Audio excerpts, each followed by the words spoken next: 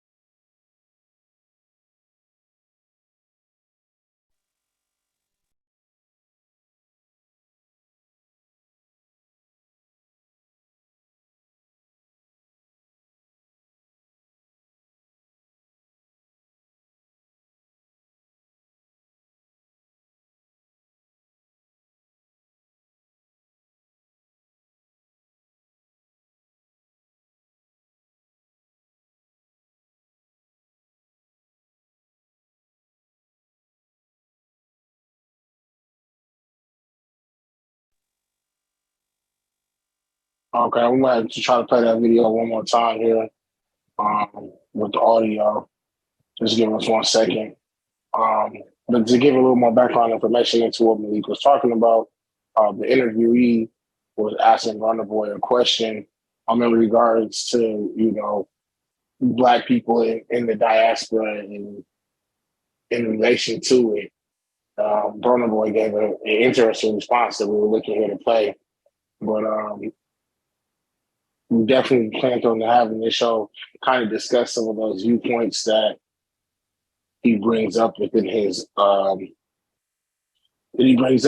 speech, and then also look at it from a standpoint of, is there some validity in the statements that was being made, and are the statements that are being made the only way in which, people can identify themselves within the diaspora?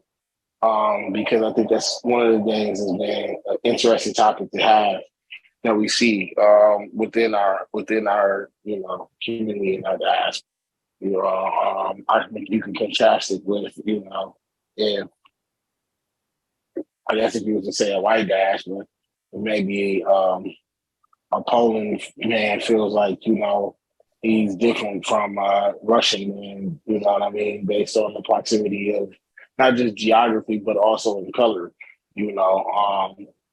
how that kind of ranks within things, seeing as how they may be having the same complexion, but also from different, geographical locations, and would they view each other differently? And I think when we look at that from the concept of looking at us in America and how, that difference necessarily makes a stark difference in regards to maybe if you're Black and in the diaspora, and you look at how you're treated based off of, what part you identify in. So I I think don't know if we're still working on the clip.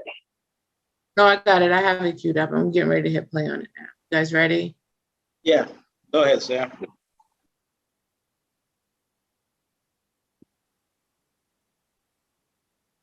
So I'm here with a man himself, the African giant Burna Boy, and I want to ask you, why is it important that the diaspora come home? So why? Okay, let's use American because there's things, but let's just use American. Why do you think the Chinese American, has their respect And they don't go through the things that African Americans go through. And even though they might go through their struggle, but they don't go through what the African American is. You know why? Because the Chinese American has a base. He actually knows where he's from in Thailand. Right. And he has support from the Chinese government. You understand? Like Italian American. Have Italy. They know where their grandparents came from in Italy. They know the first person in their family to come to America to start that line that made them Italian American. They know. You understand what I'm saying? And same goes for everyone else except African American. You understand what I'm saying to you? So how can an African American and an Italian American be on the same field when how do I put this in a nice political when So that ends that video clip. I just want to start off by saying Burna Boy never answers the question, and so that right there is in part of the issue, right? He doesn't answer the question, so it's like the question is, how do you know where you're coming from if you don't know where you're going? And what your culture is, he's pretty much saying that African Americans don't have culture. We do. We have our own culture, a culture that we had to create on our own. And because we were robbed and stripped of the culture that we had when we came from Africa. And I think that what he's trying to say is because we lack in culture, like the Italians or the Chinese or whatever, that's the reason why we can't possibly know where we're going. But the thing is, the lane that African Americans have created in this world, not just here in America, just in this world, has been one that was of uncharted territory and one where we created it on our own. So it's like we didn't have any guides. We didn't have anybody to, kind of help us along the way. Everything we have, we pretty much figured out on our own. And any influences we've received have definitely have come from European culture, have come from African culture, have come from all these other different cultures around the world because America is a melting pot. But at the same time, mostly everything else that we have, we've created. And since we've created all of those things, the thing that we've created as African Americans is so dope that it's often imitated and mimicked all across the world. So I did want to just go ahead and mention that. I also want to jump in there too. When you talk about, the culture and the identity, I think that it's very shocking when you hear people talk about that because of, when you look at how, if you will say, the culture has influence and impact so many other cultures. They talk about, especially within the music and then the acting and the imitation and things.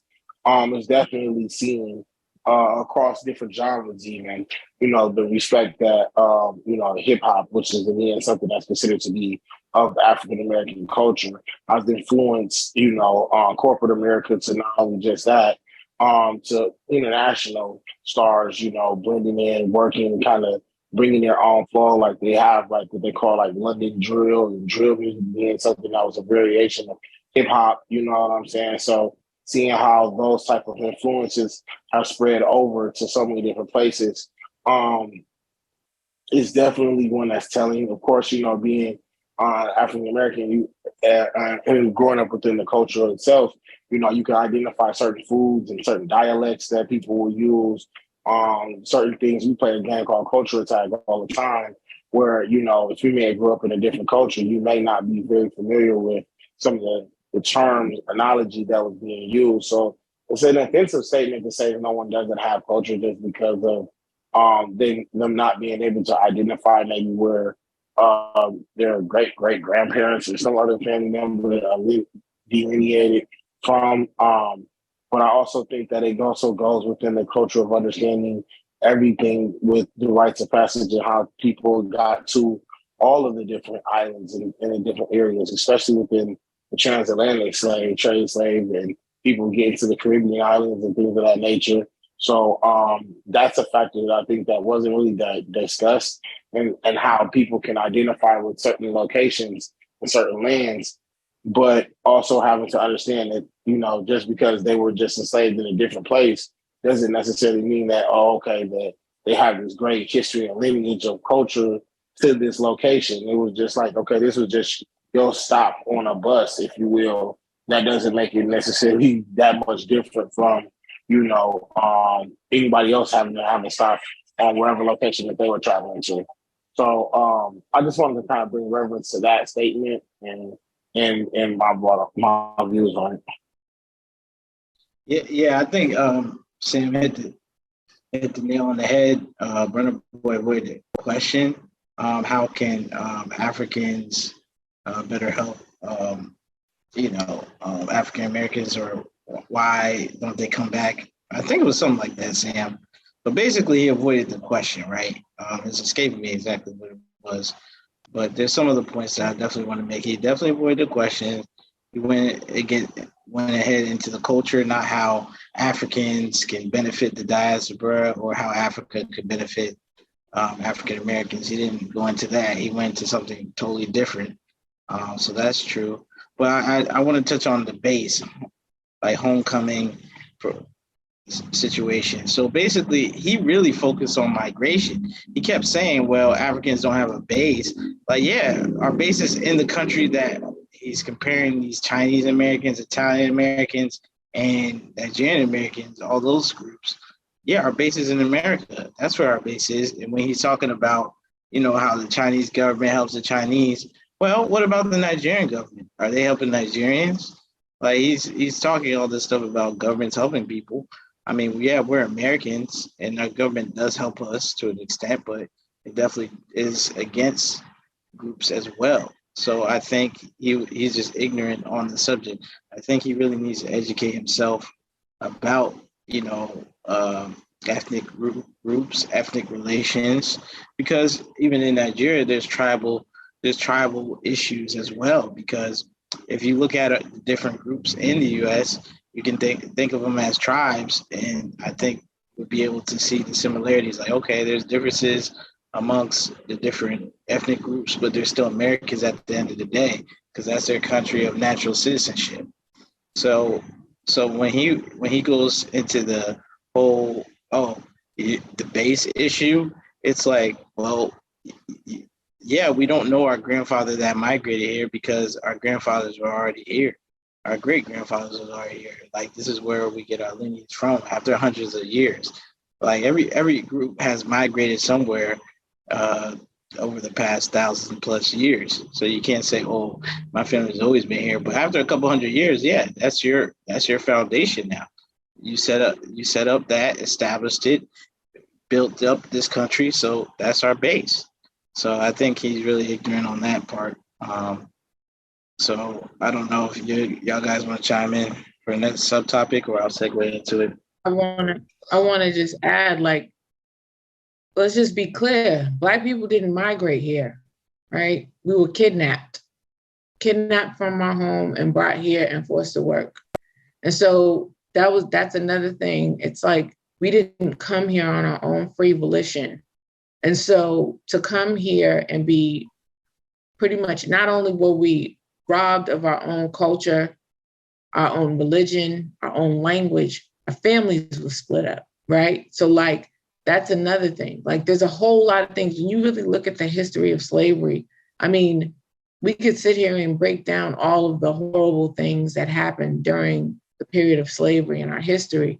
But the bottom line is, like I said before, anything we got, we had to build on our own, because we were robbed of everything, stripped of our own families, our name, all of that. Because think about it. If you had two people had a baby, they were snatching babies away from their parents as soon as they were weaned, right? So the way that Black Americans in this country have had to like figure it out, I think is noteworthy, right? Because nobody gave us a formula. We really had to like recreate something from nothing because they took it all away.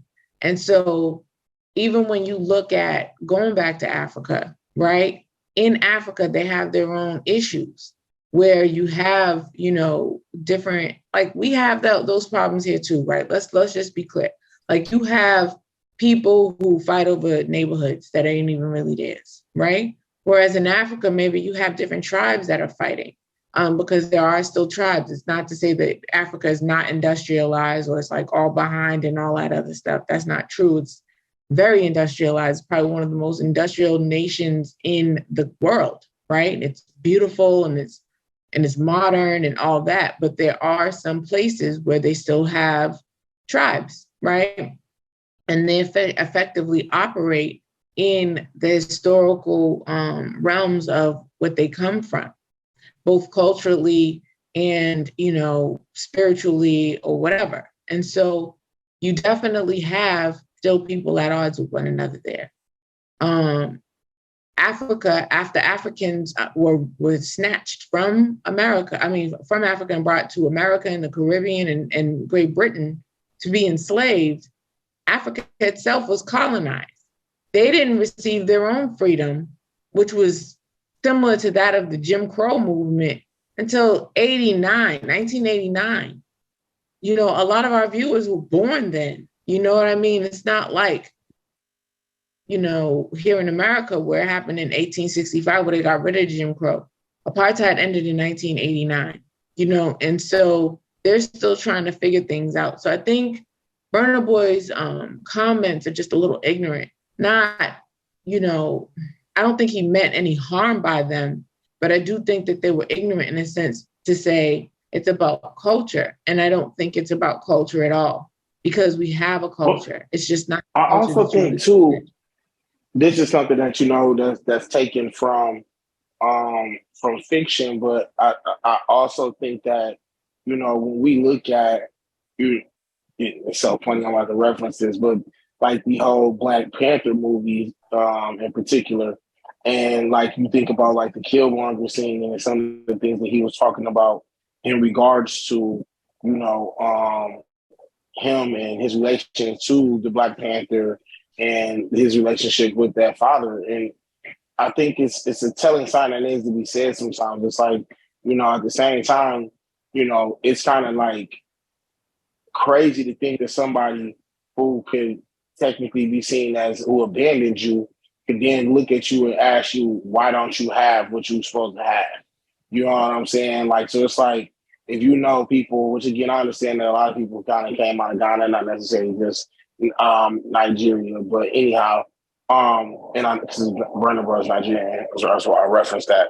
But anyhow, when you think about it from the standpoint, it's like, you know, we've seen like, especially like even in movies like Woman King, where there were tribes that were willingly selling off, you know, either prisoners or prisoners of war to them from those tribes off to settlers from the, you know what I'm saying, the West to bring them into put people into slavery. So when you look at it like that, it's almost like some people were forced into this life, you know what I'm saying, from the same individuals who will then hundreds of years later ask you, well, why don't you have, you know, your background? Why wasn't your lineage one in which, you know exactly where your family's fathers lay since the beginning of time.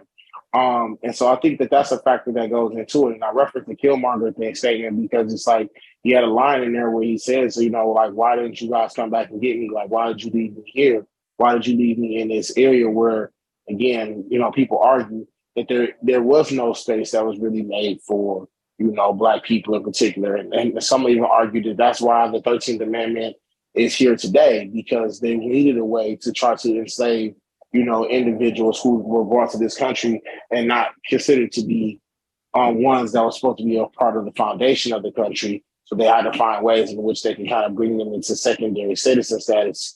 And like you said, they can go into the whole, you know, 13th Amendment and prison pipeline type of conversation.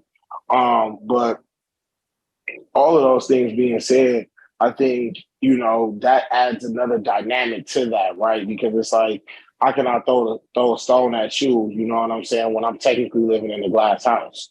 And I think that's something that needs to be kind of viewed when people bring that statement as to, well, why don't you know, your legacy? Or if you say where you from and you're American, you say, well, I have some family that used to live in North Carolina, or I know I have some family that was originally in Mississippi, or someplace in the South. You know what I mean? A lot of people might reference that because their parents may or their grandparents may have moved to a city, maybe a few decades and generations prior to that. So yeah.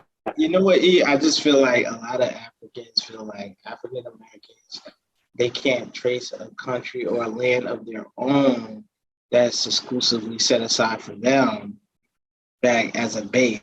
But this is the land we built, so this is our base. Like, I feel like they get twisted. Like, they feel like every other group has some other land that they can go to. It's like, well, our other land that we could go to is supposed to be, in Africa, but due to some of their rules and regulations, they're not offering any benefits or incentive. Like the guy had asked Burna Boy, like, what's the benefit of Africans in diaspora return to Africa? And it's like, what is the benefit? Like, the electricity is not stable in a lot of countries. There's no lack of jobs. I mean, there's opportunity there, but you're dealing with corrupt governments from a local standpoint, and then even outside influences with these corporations that are trying to suppress the wages so that they can keep getting resources for the cheap. So it's like, you guys have to fix your own house and before you start judging other people's house. I mean, I'm not saying African Americans, Black Americans are perfect by any means, but come on, like, look at the work we have done. Like, I feel like, Africans think like, oh, okay, Black Americans, their government was nice and gave them things. No, our people fought to receive the benefits that we have. We even fought to have Africans from Africa to be able to come over here to obtain their green card and eventually citizenship so they can reap those benefits. So it's like, it's very disrespectful when people, take a knock at our culture. Because if their culture was so good, why are you running from their country of origin? Like, your culture should be so good that the people are doing well, right? Like, your culture should be a reflection of that, but they're not. I mean, to be honest, most Africans aren't. So I think, Burna Boy taking a shot instead of answering the question was very insulting. I know he did issue some sort of retractions that he wasn't trying to offend African Americans by his examples and all of that stuff, and that, African Americans are great people. But that, to me, that was just a PR move. And this is truly how a lot of Africans feel. Go ahead, I think that I want to offer a little pushback, though, because I think I agree with what you said, but I don't think that has anything to do with culture. I think that everything that you just mentioned has more so to do with economy and the political status of some of these African nations. Whereas what Burna Boy is talking about is literally the lack of culture that we as Americans have. And what I do find to be slightly offensive is the ignorance in that statement, right? It's that he's making these assumptions that Black people have no culture, when in fact, we influence the entire world. You know what I'm saying? And I think, and I'm talking about culturally, right? Tying into what he was talking about as it references like hip hop. Hip hop is everywhere. Now, granted, hip hop derived from influence from reggae, and reggae has influence from African music, right? From jazz, from the blues, from rock and roll, all of these forms of music that was actually created by Black people. And so the thing of it is that gets me is that hip hop is a culture, it's not just the music. And I think that when people recognize that, then they'll understand that Black folks have culture. Hip hop is not just music, it's dance, it's language, it's art. It's all of these things. And to understand that is to understand that it, in fact, is a culture. And when you look at its influences, right, we can also look at he brought up the Chinese. Okay, cool. Go to China. They got Chinese rappers. They got Chinese hip hop dancers. Over there in Asia, you got K-pop music, which is heavily influenced by hip hop music and pop music, just pop culture. You know what I'm saying? So to sit there and say like there's a lacking there, I agree with you wholeheartedly, Malik, that it is insulting, but and that his statement is ignorant. And his apology very well may have been a PR move, but I think that he may have actually genuinely meant it to a degree once somebody sat him down and said, bro, what are you talking about? Right? Because it also does not touch you. Again, we started off by saying he didn't answer the question, right? And he doesn't say anything about Marcus Garvey, who tried to establish the whole go back to Africa movement, and how when he tried that in the Caribbean, it didn't really fly. But then when he came to America, he was getting so much traction that, you know, them people had to do what they always do. If they can't kill you, they try to discredit you. And with Marcus Garvey, they discredited him by saying that he committed mail fraud and put him in prison. So at the end of the day, I think it's important to recognize that, yeah, Black people do have something to gain by going. I do believe that Black folks have something to gain by going back to Africa, by learning more about who they are and understanding, like, where are you going? How do you, understanding more about the African culture, because that is who we are in our blood, right? But we cannot discount or discredit the strides that African Americans have made in this world. And I think that his comments completely disregard the strides that African Americans have made culturally, economically, educationally, in all these different other realms around the world.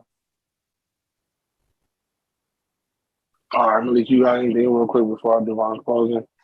All right. I was just gonna say, yeah. So,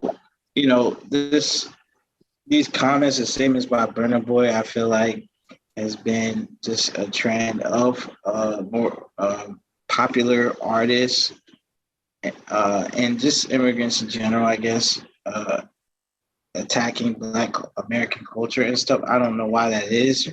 Maybe because the reparations debate is heating up. I don't know why I keep hearing a lot more of this over the past 2 years, but it's been ramping up a lot in terms of, Akon, Burna Boy, some other people saying some slick comments about Black American culture, or whether it be, Fat Joe, stuff like that. People are saying some slick stuff.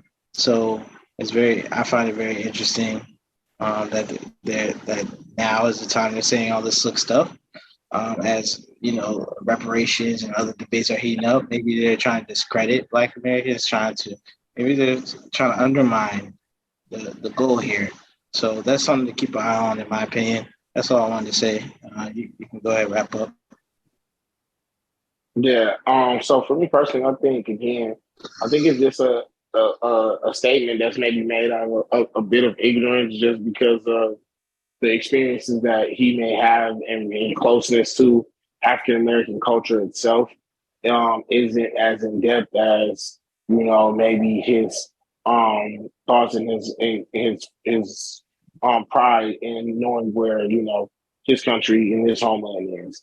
And I mean, I don't think that there's nothing wrong with that, but I also think that before you kind of speak to why someone else doesn't have what they have, you have to look into what it is that may be one of the reasons for such a thing, and not think that it's just, these people are lazy. Because I think a lot of times that's kind of like what this thought process is. It's just like, the people are just lazy, they're just savages, they're just not, they just don't have any home training.